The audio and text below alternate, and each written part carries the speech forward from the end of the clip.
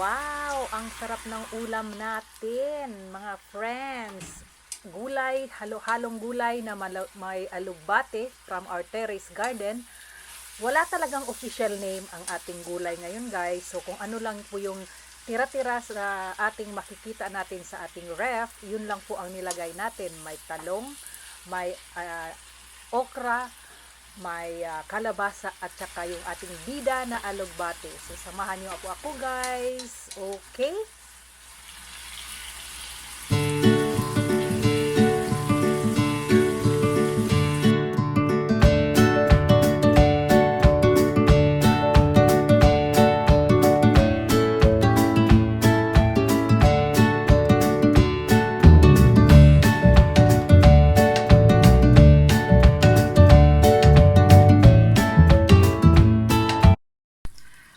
Okay guys, so today magluluto tayo ng gulay. So since ang gulay na ito wala talagang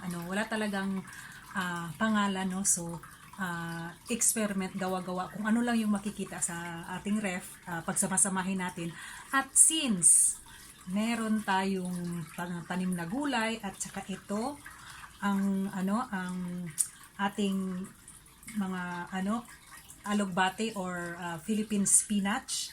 Ayan, napakataba. So, babawasan natin yung dahon para ihalo natin sa ating magiging gulay para sa ating dinner for tonight. So, let's do this guys. Sana ma-inspire kayo sa ating video, sa ating another cooking lesson. Wow, cooking lesson talaga. Hindi naman, i-share ko lang ito para gustuhin nyo ring magtanim kahit nasa nasa maliit na space. So ito nasa pot lang po. So, pero ito siya kataba yung ating alugbate or spinach. So di ba? O tingnan niyo ang lalaki niya. Actually guys, itong alugbate na to, na to siya, bali kinuha na namin yung mother plant talaga niya is ito, tinanggal namin siya, tapos pinutol namin, tapos yun siya, nisalingsing ba siya sa kuan sa Bisaya pa. So muna na siya nitubo na. So karon ato siyang kuan kay para atong gulay yun. So samahan niyo ako guys. Ay, before pa pala, this is Kakay Sato sa Kaysiyahan. Sana mag-subscribe kayo. Okay? So let's do this. So tanggalan natin siya ng dahon. Kasi para mapagkinabangan natin para sa ating gulay.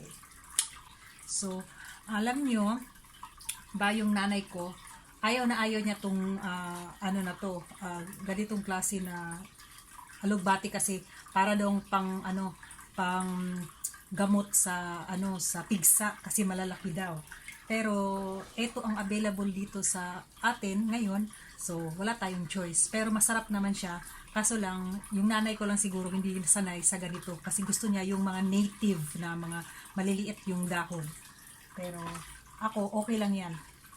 Basta may may gagamitin tayo sa panggulay natin. So, tanggalan natin to para mapakinabangan natin yung mga mga dahon. At saka hindi masayang. Kasi kung hindi natin tanggalin, masasayang lang siya. At saka actually guys, sa mga supermarket dito, eto nakakita ako ng mga ganito, binibenta nila na ganito. Yan, nakabalot, nakaganyan, yung mga malalaking alugbate. Ginaganyan nila, tapos ilang peraso, mahal din. So, buti na lang itong sa amin, tumaba siya, pero gustong putulin yung kanyang para sumibol na naman siya. At ito talaga yung tinanim lang namin, tapos binawasan ko, kinat ko, kaya tumubo siya. So yan na siya ngayon. So pinron ko kasi siya guys, pinron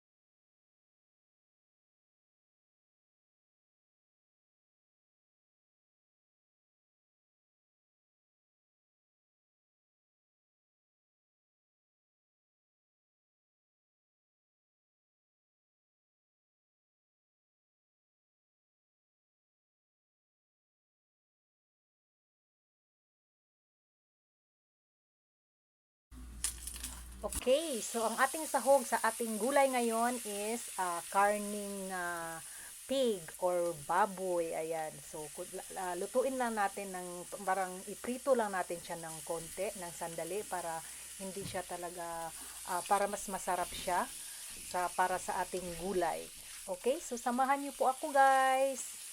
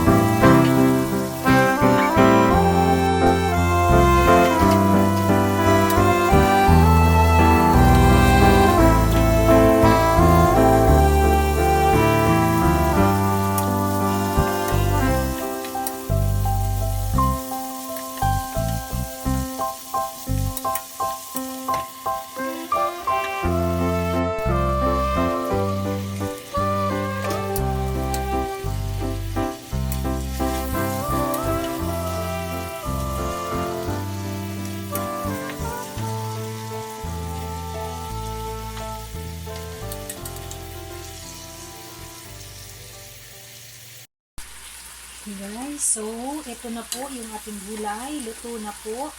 So, ayan, nandito na po yung ating alugbati. So, kainan na mamaya-maya. Okay, so ito na po yung ating harvest na ating alugbati from our small garden.